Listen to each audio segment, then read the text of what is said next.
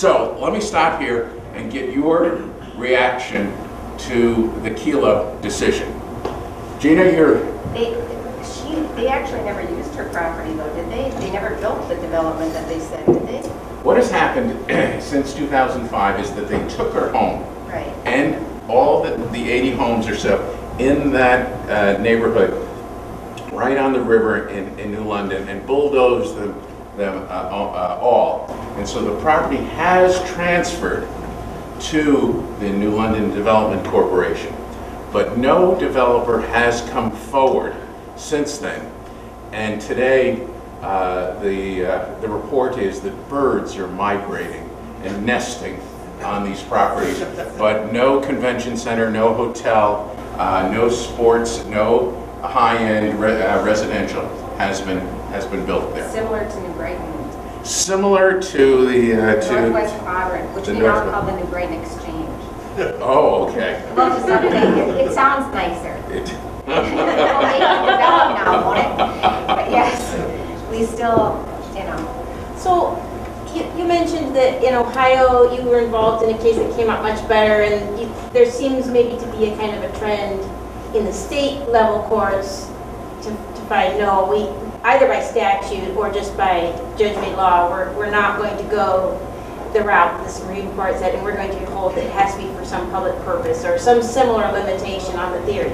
So when we're facing this Arden Hills Viking State, is there any transfer of the theory to taxation so that we could argue that this sales tax can't go to the private developer's use? Well, let me unpack that a little, because that's a great question. What happened after the Kelo decision in June of 2005 was that the public reaction was so phenomenal. Yeah. The idea that the government could take your home because you're not paying enough in taxes and transfer it to someone who only promises to pay was incredible. We did some polling. 85% of the American public thought this was a horrible decision. Now, as a tangent, compare that number to the debate about Roe v. Wade. In this country today, we have lots of strong opinions on the abortion issue and the constitutionality of abortion. But it's roughly a 50-50 split among the American public. Sometimes it's a little more, sometimes it's a little less. The Kelo decision was an 85-15 decision. I think the 15% were made up of government workers. Those are the only people who thought the decision, and perhaps Donald Trump and other corporate developers. But see, to that point, is that we give TIF money, or you give the developers more to build there, which doesn't give your tax. See, you didn't get that. Gina, that is exactly right. In fact, there is a developer sniffing around New London, and he isn't going to the banks for funding. He's going to the City Hall for funding, looking for subsidies and tax abatement and TIF financing. So the whole premise of the Kelo decision, that B is going to pay more in taxes, is undermined by the reality of the planning community colluding with the development community.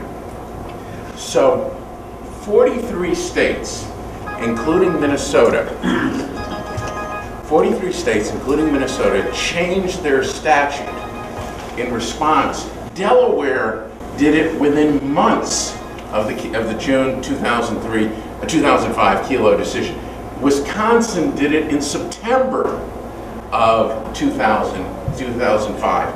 And in essence, what these states have done is they say, we hear that it is constitutionally permissible to take someone's home for someone else's private development, but we're going to create a statutory prohibition, and we're not going to call that a public use, and prohibit municipalities from including private development as a public use.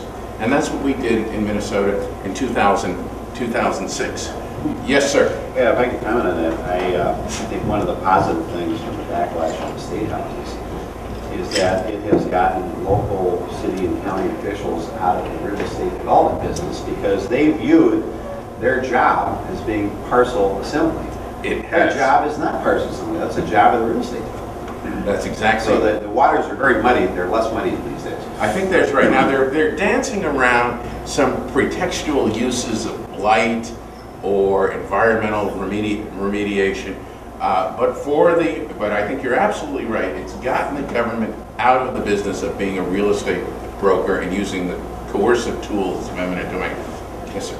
Yeah, apparently the big company of Pfizer was going to be the beneficiary of the Kelo decision.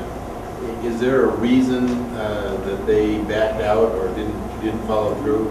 Pfizer built, before Kelo, Pfizer built a research lab on that property. And the general manager of that research lab was on the board of the New London Development Corporation. Pfizer itself was not involved in the taking of the homes or the redevelopment, but they would be the beneficiary to the extent that there were hotels that were going to be built, convention centers, high-end residential units right next to their spanking new plant. To add insult to injury, when Pfizer's TIF financing and the subsidies ran out on its research lab, they mothballed the research lab and moved left, moving all those employees to Groton. So today, New London is looking for someone to fill the research plant that they subsidized Pfizer, and looking for a builder to subsidize to build on the properties of Suzette and her neighbors.